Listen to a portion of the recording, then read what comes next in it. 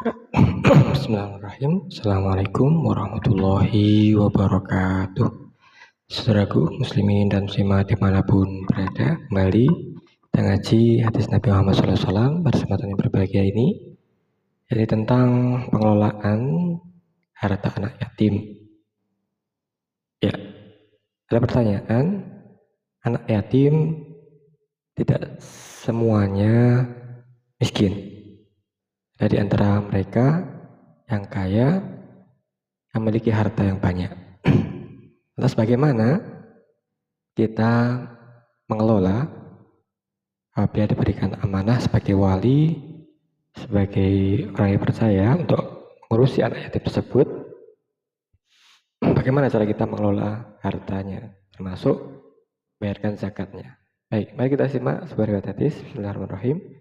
Hadatsana Muhammad ibnu Ismail, hadatsana Ibrahim ibnu Musa, hadatsana Walid ibnu Muslim, an Musanna ibnu Shabbah, an Amr ibnu Shu'aib, an abihi, an jaddih, an Nabi sallallahu alaihi wasallam khataban nas faqala ala man waliyal yatiman lahu malun falyatajir fihi wala yatrukhu hatta ta'kulahu shadaqah. Telah menceritakan kepada kami Muhammad bin Ismail, telah menceritakan kepada kami Ibrahim bin Musa, telah menceritakan kepada kami Walid bin Muslim, dari Musanna bin Shabbah, dari Amru bin Shu'aib, dari ayahnya, dari kakeknya. Bahasanya Nabi SAW menyampaikan khutbahnya berisi, siapa yang mengurus anak yatim, sedangkan anak tersebut memiliki harta, hendaknya dia gunakan untuk berdagang dan tidak membiarkannya habis untuk membayarkan zakatnya. Baik, apa yang bisa kita petik hikmah dari sini? Pertama,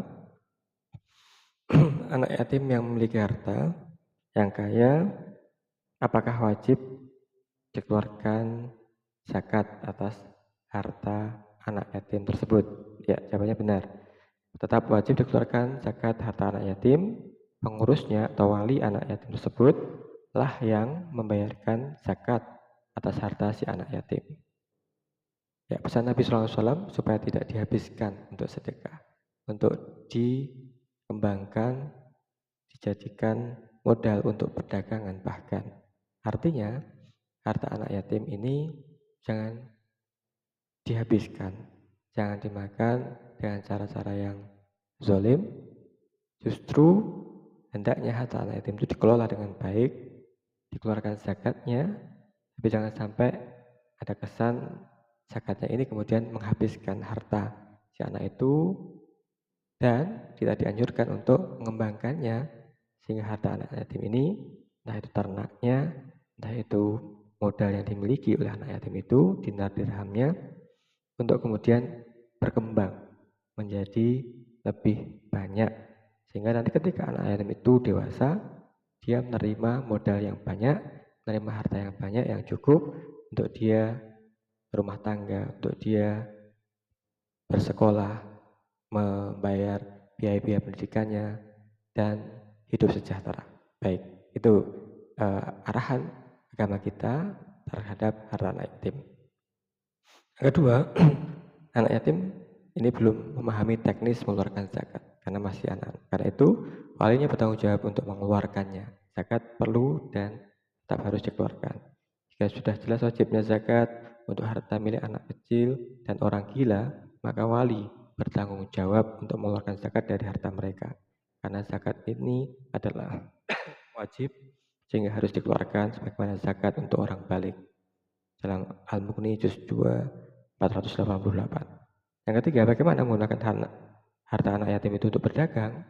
Benar, hal tersebut diperbolehkan sepanjang atas kerelaan atau persetujuan dari anak yatim. Jadi perlu dimintai persetujuan tentang apa yang dipergunakan, apakah untuk perdagangan, apakah untuk permodalan dan sebagainya, sehingga anak yatim itu tahu dan rela.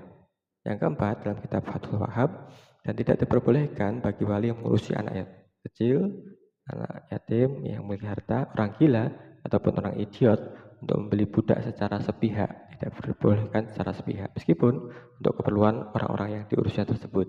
Jadi meskipun untuk keperluan anak yatim tersebut, dengan sepihak ini tidak diperbolehkan. Hanya diperbolehkan membelanjakan harta anak yang diurusnya tersebut berdasarkan kerelaan si anak.